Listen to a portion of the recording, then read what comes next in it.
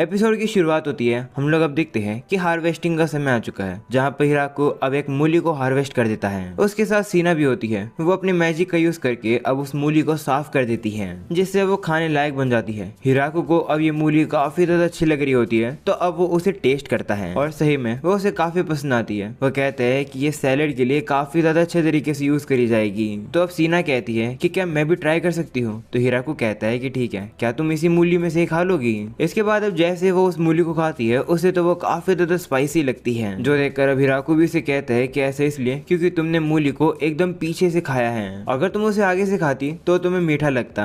मूली के जो लास्ट पॉइंट होते हैं वो काफी स्पाइसी होते हैं और उनका यूज किया जाता है अचार बनाने के लिए। ये सुनकर अब सीना कहती है कि ये तो तुम्हें पहले बताना चाहिए था। तो अब हिराको भी कहता है कि हाँ माफ कर दो, मैंने तुम्हें बताया नहीं। हिराको अब कहता है कि हम लोग इस तरीके से इन्हें वेस्ट नहीं जाने दे सकते हैं, तो हमें काफी सारे अचार को बनाना चाहिए। शायद से हम लोग को ड्राई डाइकोन्स को भी बनाना चाहिए। ये सुनकर सीना पूछती है कि उन्हें कैसे बनाया जाता है। तो हिराको कहता है कि शायद से उन्हें कट करके और उन्हें सुखाकर, पर मैं श्योर नहीं हूँ। तभी अचानक से वहाँ पर अब कुछ बच्चे आ जाते हैं हिराको को कुछ बताने के लिए। उनकी बात सुनकर हिराको भी कहता है कि क्या हुआ। तो वो लोग बताते हैं कि कुछ अजीब लोग आए हैं। तो हिराको भी जाकर देखता है और अब वो देखता है कि कुछ लोग तो अब उन भगवान की मूर्ति के सामने नीचे बैठे हुए हैं, जिन्हें देखकर हिराको भी कहता है कि ये तो सही में अजीब लोग हैं। थोड़ा सा चेक करने के बाद अब हिराको को पता चलता है कि ये तो वालग्रीफ है। अगर तुम लोग को याद नहीं है कि वालग्रीफ कौन है, तो सीजन 1 का एपिसोड 11 जाकर देख लेना। उसका लिंक तुम लोग को आई बटन पे मिल जाएगा। वालग्रीफ जो कि वैम्पायर्स का एंसेस्टर है, वो भी अब हिराको से कहता है कि सही पहचाना, काफी समय बाद मिल रहे हैं। हिराको अब देखता है कि वालग्रीफ के साथ तो एक और लड़की होती है। इसके बाद वो लोग अब अंदर जाते हैं। वालग्रीफ अब जाकर अल्फ्रेड से मिलता है और कहता है कि काफी समय बाद मिल रहे हैं, क्या 20 साल हो चुके हैं। तो हिराको कहता है कि अभी तो 1 साल भी नहीं हुआ है। जिस पर अब वालग्रीफ कहता है कि जब तुम इतना लंबा जियोगे ना, तब तुम्हें टाइम के बारे में ऐसे ही पता नहीं चलेगा। तो हिराको कहता है कि ओ ऐसी बात है क्या, वैसे तुम्हारे साथ ये कौन है, क्या ये तुम्हारी वाइफ है। तो वालग्रीफ कहता है कि नहीं ऐसा नहीं है। इसके बाद वो लड़की भी अब हिराको से कहती है कि मुझे काफी ऑनर फील हो रहा है कि आपको ऐसा लगता है, लेकिन मैं वालग्रीफ की वाइफ नहीं हूँ। दरअसल मेरा नाम फूशु है और मैं कोरिन की प्रीस्टेस हूँ। ये सुनकर हिराको भी अब उसे अपना इंट्रोडक्शन देता है। वो कहता है कि मैं हिराको हूँ और मैं यहाँ का मेयर हूँ। हिराको अब लू से पूछने लगता है कि आखिर ये कोरिन का रिलीजन क्या है। ये सुनकर वो भी हैरान हो जाती है। वहीं वालग्रीफ भी हैरान होकर कहता है कि क्या मैंने कभी तुम्हें बताया नहीं था। तो हिराको कहता है कि ये नाम तब तो आया था जब हमें पियानो गिफ्ट में मिला था,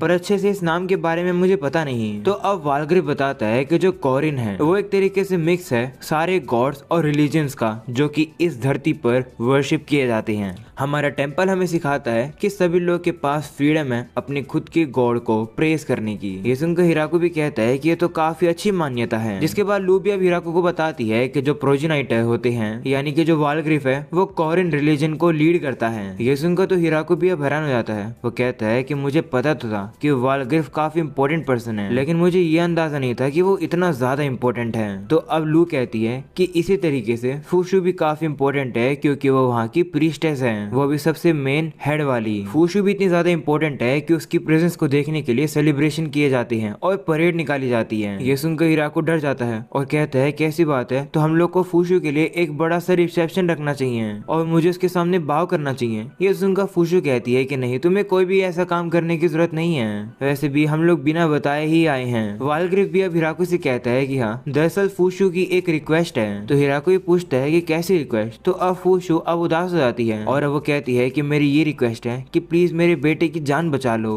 इसके बाद वो कहती है कि तुम्हारे विलेज के अंदर सिर्फ लू नहीं रहती है, बल्कि वो पर्सन भी रहती है जिसका मेडिकल हर्ब्स के अंदर काफी ज्यादा स्टडी और अथॉरिटी है, जो कि है द ग्रेट फ्लोरा, जो कि फेमस है अपनी नॉलेज के लिए और अपने एक्सपेरिमेंट्स के लिए भी। उसका मुकाबला कोई भी नहीं कर सकता है। अगले सीन में हम लोग अब देखते हैं कि फ्लोरा अब यहाँ पर ही आ जाती है उन लोग की मदद करने के लिए। हिराको भी अब हैरान हो जाता है और अब वो लू से कहता है कि मुझे नहीं पता था कि तुम इतनी ज्यादा फेमस हो। तो अब फ्लोरा कहती है कि मैं लंबी लंबी फेंक नहीं रही हूँ, लेकिन जो बुक में लिखती हूँ तो उनकी किताबों को हर एक मैजिक स्कूल में सिखाया जाता है और यूज किया जाता है। फ्लोरा अब फूशु से कहती है कि मुझे बताओ कि आखिरकार तुम्हारे बेटे को क्या बीमारी हुई है और उस बीमारी का इलाज मैं अभी करना शुरू कर दूंगी। तो वो भी अब उसे बता देती है। ये बीमारी सुनकर तो अब फ्लोरा भी थोड़ी सी घबरा जाती जाती है। वो अब कहती है कि इस केस को सोल्व करना तो काफी डिफिकल्ट होगा, ये तो एक काफी यूनिक सा केस है, ये तो सारी ही कॉम्प्लिकेटेड बीमारी का एक कॉम्बिनेशन है जो कि फूशू की बेटे को हुई है। ये सुनकर फूशू भी कहती है कि मुझे लगा ही था, जितने भी मैं अपोथेकेरी और हीलर से मिली हूँ उन्होंने भी यही सेम बात कही है कि इलाज करना मुश्किल है। ये सुनकर तो वालग्रिफ कहता है कि इसका इलाज इतना मुश्किल है कि ग्रेट लोग भी नहीं इसको सोल्व कर पाएंगे। ये देखकर हीराको भी परेशान हो जाता है। वो कहता है कि कुछ तो होगा ना जो कि हम लोग कर पाएंगे, जिस पर ब्लू कहती है कि इसे करना आसान नहीं होगा, लेकिन हम लोग इस तरीके से गिव अप भी नहीं कर सकते हैं बिना स्टार्ट किए। जिस पर फ्लोरा भी कहती है कि हाँ, हम लोग कुछ ना कुछ तो फिगर आउट कर लेंगे। अगले सीन में हम लोग अब देखते हैं कि लू और फ्लोरा अपने आप को अपनी लैब के अंदर लॉक कर देते हैं और अपनी रिसर्च शुरू कर देते हैं। इसके बाद लू अब हिराको को एक किताब दिखाती है और कहती है कि इसमें जितने भी सामान है उन्हें लेकर आओ। तो हिराको भी कहता है ठीक है। सबसे पहला इंग्रेडिएंट वो देखता है कि वो होता है एक होली ड्रॉप जो कि है व्हाइट फ्लावर की, और ये व्हाइट फ्लावर स्नोई पीक पर उगता है। हिराको को याद आता है कि ये तो लू को एक बार गिफ्ट में मिला था जो कि टिया ही लेकर आई थी, और अब वो उसे ये काम दे देता है और अब टिया उड़कर जाकर इस फ्लावर को लेने चली जाती है। जिसके बाद अब अगला सामान होता है वॉकिंग मशरूम जो कि वॉन्डर कर रहा है डार्क फॉरेस्ट के अंदर, और अब इस मशरूम को इकट्ठा करने के लिए हिराको सभी एल्फ से कह देता है क्योंकि फॉरेस्ट के अंदर हंटिंग करने में वही सबसे माहिर हैं, और अब वो उस मशरूम को लेने के लिए चली जाती है। इसके बाद अब अगला सामान होता है ड्रैगन के आंसू। इस सामान को लेने के लिए हिराको अभाकुरन और लास्टी के पास आ जाता है, जहाँ पर अभाकुरन अब लास्टी के पैरों पर गुदगुदी करने लगती है और अब लास्टी भी काफी जोरों से हंसने लगती है। हंसते हंसते उसकी आंखों में से आंसू आ जाती हैं और अब हिराको उन्हीं आंसुओं को कलेक्ट कर लेता है। जिसके बाद वो कहता है कि अब हम लोग को एक डार्क स्टोन की जरूरत है जो कि हम लोग को गुरु ग्रंथ के माउंटेन्स पर मिलेगा। ये नाम सुनकर तो हिराको कहता है कि ये नाम जाना पहचाना क्यों लग रहा है। डार्क स्टोन सुनकर हाकुरन कहती है कि जो ये स्टोन है ये तो ड्राइमे के नेस्ट के अंदर मिल जाएगा,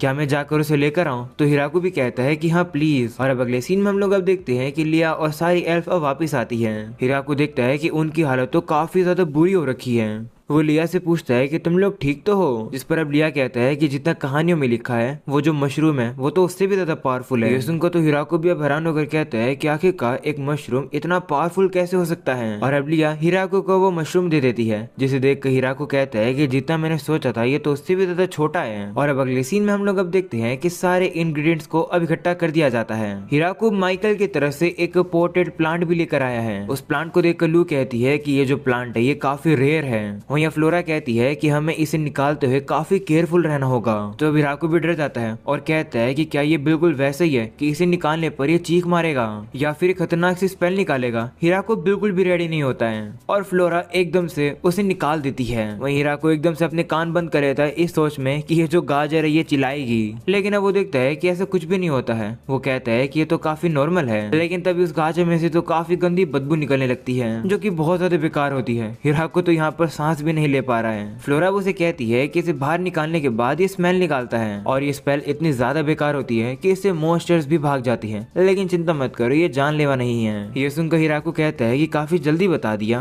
ऐसा बोलकर वो बाहर निकलता है जिससे हिराको जाकर नहा सके, लेकिन अब जैसे हिराको अपने वुल्फ के पास आता है उसकी स्मेल सुनकर तो अब वो वुल्फ भी भाग जाता है। अगले सीन में हम लोग अब देखते हैं कि और भी दिन बीतते रहते हैं। हिराको कहता है कि हमने सारे सामानों को इकट्ठा तो कर लिया है, लेकिन अभी सबसे ज्यादा हार्ड पार्ट शुरू होने वाला है जो कि है उस दवाई को बनाना। हम लोग अब देखते हैं कि लू और फ्लोरा उस दवाई को काफी जोरों शोरों से बना रहे हैं। वहीं फूशो तो भगवान के सामने प्रे कर रही होती है। हिराको कहता है कि फ्लोरा और लू का एक्सपेरिमेंट्स काफी दिनों तक चला और जो लू है वो सुबह से रात तक प्रे करती रहती है भगवान के सामने। वहीं पर हम लोग अब देखते हैं कि उनके एक्सपेरिमेंट्स करते टाइम काफी अजीब चीजें हो रही थी, जैसे आग लग जाना या फिर बिजली निकल जाना। दूसरी तरफ हिराको देखता है कि फूशो तो रात में भी प्रे कर रही है। वो उसे कहता है कि काफी लेट हो रहा है, तुम्हें अंदर जाना चाहिए, पर वो उसकी बात मानती नहीं है और कहती है कि मेरी चिंता मत करो, मैं सिर्फ प्रे ही कर सकती हूँ मेरे बेटे के लिए, क्योंकि और कुछ मैं नहीं कर पा रही हूँ। अगले सीन में हम देखते हैं कि लू और फ्लोरा का एक्सपेरिमेंट अब पास हो जाता है, लेकिन पूरे उनके घर के अंदर धमाका हो जाता है और अब अगली सुबह वो फूशो को लाकर वो दवाई दे देते हैं जो कि उन्होंने बनाई है इतने दिनों की मेहनत लगाकर। दवाई पाकर फूशो काफी खुश हो जाती है और अब उनका शुक्रिया करती है। वो कहती है कि मुझे पूरा विश्वास है कि ये काफी डिमांडिंग टास्क था।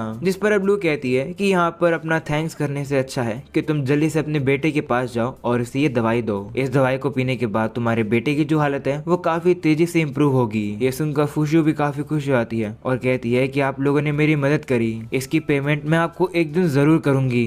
और अब अगले सीन में हम लोग अब दिखते हैं कि फूशू और वालग्रिफ यहाँ से जा रहे हैं। वो उन्हें गुड बाय करके चले जाते हैं। वहीं हिराकू फ्लोरा और लू से कहता है कि तुम लोगों ने काफी अच्छा काम किया। वहीं लू कहती है कि हाँ, लेकिन मैं काफी थक गई हूँ। वहीं फ्लोरा कहती है कि हम लोगों ने इतना कुछ डिस्कवर किया, इसके बारे में तो मैं काफी सारी किताबें लिख सकती हूँ। इसके बाद अब अगले सीन में हिराकू कहता है कि अब हम लोग को एक और इश्यू को सॉल्व करना है, और वह प्रॉब्लम ये है कि फूशू के इतना ज्यादा प्रे करने की वजह से वो जो भगवान की मूर्ति है वो ग्लो करने लगी है। क्या ये चीज फूशू क्या अपने बच्चे के प्रति प्यार को दिखा रहा है या फिर ये कोई डिवाइन मिरेकल है, किसी को इसके बारे में नहीं पता। लेकिन मूर्ति में से रोशनी रात भर तक निकलती रही, जिसकी वजह से ज़ाबूटोन और उसकी फैमिली अच्छे से सो नहीं पाई। हिराको कहता है कि मुझे ये करना अच्छा तो नहीं लगा, लेकिन कोई और ऑप्शन भी नहीं है। हम लोगों ने मूर्ति के आगे दरवाजे लगा दिए और उसे बंद कर दिया, और हम उन दरवाजों को सिर्फ प्रेयर के टाइम पर ही खोलते हैं। वहीं पर अब ये देखकर तो भगवान गुस्सा हो जाते हैं कि उनकी मूर्ति के सामने दरवाजे लगा दिए। अगले सीन में हम लोग अब कुछ 20 लड़कियों को देखते हैं जो कि जंगल में आकर अब फ्रूट्स इकट्ठे कर रहे होते हैं। लेकिन तभी उन लोगों को वहाँ पर अब एक अजीब सा पेड़ दिखाई देता है जो कि उन लोगों ने कभी भी नहीं देखा था। इसके बारे में आकर वो लोग हिराको को बताते हैं। हिराको भी अब हमें कहने लगता है कि मैं कम्प्लीटली भूल गया था इस एक्सपेरिमेंटल एरिया के बारे में। हिराको अब कहने लगता है कि जैसे कि तुम लोग को पता ही है कि भगवान ने मुझे ऑलमाइटी फार्मिंग टूल दे रखा है, उसकी वजह से मैं सिर्फ अपनी इमेजिनेशन का ही यूज करके कोई भी क्रॉप्स को उगा सकता हूँ, जिसके लिए मुझे सीड या फिर किसी और भी चीज की कोई भी जरूरत नहीं होती है। और इसी वजह से कभी कभार ऐसी चीजें उग जाती है जिनके बारे में मुझे भी नहीं पता होती है। जैसे हिराको ने यहाँ पर धनिया और जीरा भी उगाया है।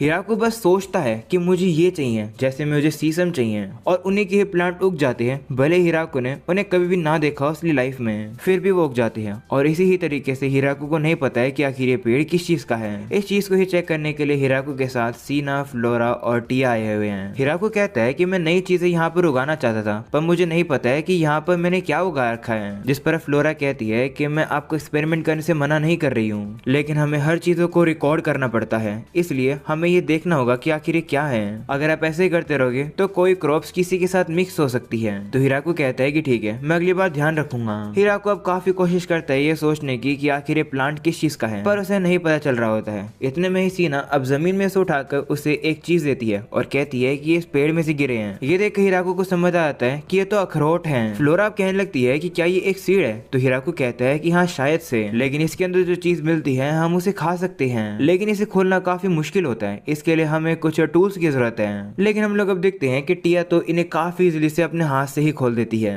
वो पूछती है कि क्या इसे खाया जा सकता है, तो हिराको कहता है कि हाँ, लेकिन शायद इसे पकाकर खाना चाहिए। वहीं पर फ्लोरम अखरोट के बारे में अब नोट कर रही होती है। तभी सीना हिराको से कहती है कि यहाँ पर एक और पेड़ है और इसके अंदर भी कुछ अलग से ही फ्रूट्स हैं। हिराको अब उस पेड़ के भी फ्रूट्स को देखता है और देखता है कि इसके अंदर भी सीड है, और अब सीना इनके भी शेल को तोड़ती है और अब हिराको को पता चलता है कि ये तो बादाम है। इस चीज के बारे में भी फ्लोरम अब नोट कर देती है।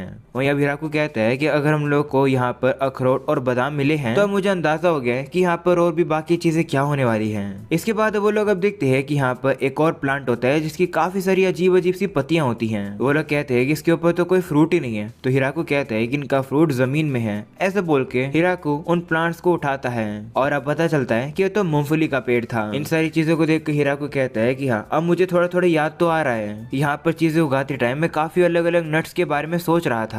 आगे जाने पर हिराको को अब एक और पेड़ दिखता है। हिराको कहता है कि अगर ये फील्ड सिर्फ नट्स के लिए है तो आखिर इस वाले पेड़ के ऊपर कलरफुल फ्रूट्स क्यों उगे हुए हैं। वो लोग अब देखते हैं कि इसके जो फ्रूट हैं वो थोड़े से पेपर की तरह दिख रहे हैं, पर अब हिराको कहता है कि ये पेपर की तरह दिख तो नहीं रहे हैं, इसके नीचे से कुछ निकला हुआ है। वहीं उस चीज की शेप देखकर हिराको को पता चल जाता है कि आखिर ये क्या है, पर हिराको को ये नहीं पता कि ये चीज ऐसे उगती है। हिराको उस चीज को अब उस फ्रूट से अलग करता है और अब फ्लोरम उसके शेल को तोड़ती है। ये देखकर हिराको शौक हो जाता है कि सभी लोग इतने ताकतवर कैसे हैं। वो लोग छिलकों को तो अपने हाथ से ही तोड़ देते हैं। वहीं पर हिराको को पता चलता है कि ये चीज और कोई नहीं बल्कि है काजू। हिराको कहता है कि मुझे नहीं पता था कि ये ऐसे उगती है, इनके ऊपर फ्रूट्स होते हैं और इनके नीचे काजू। हिराको इन काजू के फ्रूट्स को अब ज़ाबूटोन के बच्चे को दे देता है क्योंकि इनका फ्रूट्स का जो टेस्ट है वो एप्पल और पियर की तरह है। अगले सीन में अब वो सारे नट्स को अब थोड़ा सा रोस्ट कर देते हैं और अब सभी को ये काफी अच्छे लगते हैं। फ्लोरम अब कहती है कि ये तो चाय के साथ काफी पसंद आएंगे लोगों को। वो अब कहते हैं कि हम इन्हें इजीली ट्रेड भी कर पाएंगे क्योंकि ये काफी लंबे समय तक चल जाते हैं। हिराको अब सोचता है कि अगर मुझे मौका मिलेगा तो मुझे और भी नई चीजों को उगाना चाहिए।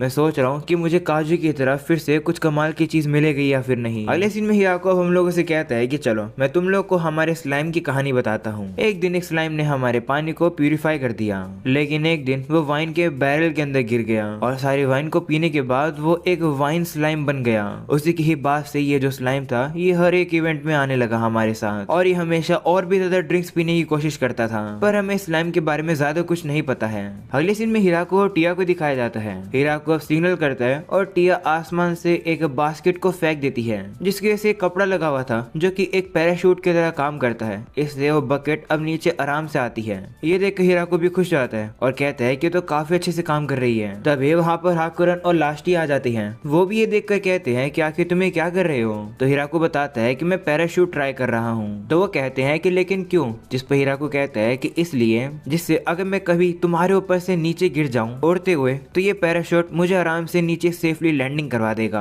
ये सुनकर हाकुरन कहती है कि तुम सीधा ग्राउंड पर नॉर्मल तरीके से लैंड क्यों नहीं करते हो, बिल्कुल हमारी तरह। तो हिराको कहता है कि माफ करना, मैं इतना भी नॉर्मल नहीं हूँ, अगर ऊपर से मैं नीचे गिरूंगा तो मैं मर जाऊंगा। वहीं टिया अब कहने लगती है कि ये चीज काफी अच्छे से काम करी है, लेकिन मुझे नहीं लगता कि ये पैराशूट ज्यादा वेट उठा पाएगा। तो हिराको भी कहता है कि हाँ, हमें इसे बड़ा बनाना पड़ेगा। तभी वहाँ पर वाइन स्लाइम आ जाता है जो कि इशारे करके हिराको से कहता है कि मुझे इसे ट्राई करना है। तो हिराको कहता है कि मैं श्योर नहीं हूँ कि ये तुम्हारे लिए सेफ होगा या फिर नहीं, जिस पर टिया कहती है कि चिंता मत करो, वैसे भी ये स्लाइम काफी हल्का है, इसे कुछ नहीं होगा।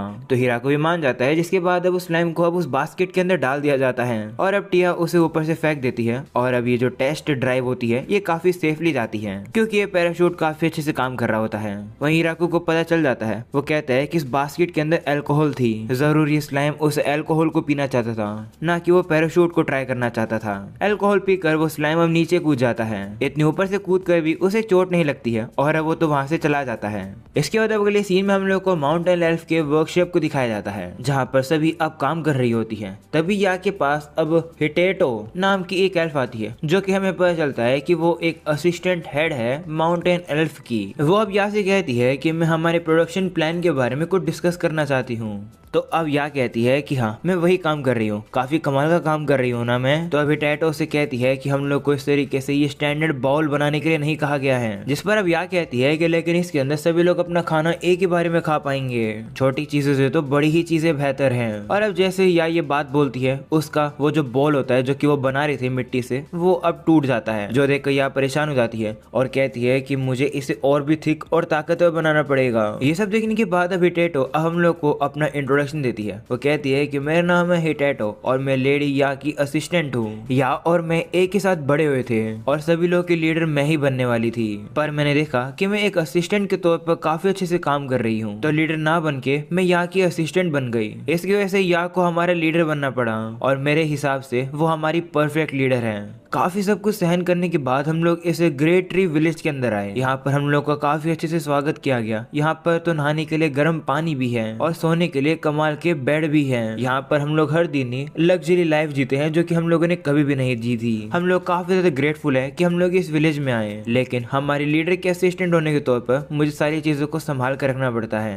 लेडी या इस चीज के बारे में सोचती नहीं है, लेकिन हम लोगों के लिए सबसे ज्यादा इम्पोर्टेंट बात तो ये है कि हम लोग इस विलेज का फायदा करवाएं, क्योंकि इस विलेज ने हम लोग को बहुत कुछ दिया है और हमारा भी फर्ज बनता है इस विलेज की मदद करना। और उससे भी ज्यादा इम्पोर्टेंट है हमारा मेयर के साथ एक अच्छा रिलेशनशिप बना के रखना, क्योंकि हिराको इस विलेज के सबसे इम्पोर्टेंट पर्सन है। जितना मुझे पता है जो मेयर है वो सभी लोगों को इक्वल तरीके से ट्रीट करते हैं, पर फिर भी बेहतर यही रहेगा कि उनकी नजरों में हम काफी ज्यादा फेमस रहें। और अच्छी बात यह है कि या बिल्कुल तैयार है इस चीज के लिए। हिटेटो साफ साफ देख सकती है कि जो या है वो हिराको को पसंद करती है। सीना वापस से प्रेजेंट का आता है। हिटेटो अब या के पास आती है इसी चीज के बारे में बात करने के लिए, पर या अब शर्माने लगती है और बात को टालने की कोशिश करती है, जो देख हिटेटो कहती है कि ठीक है फिर चलो पूरी कोशिश करते हैं जिससे कि हम लोग हिराको के सबसे फेवरेट बन सके।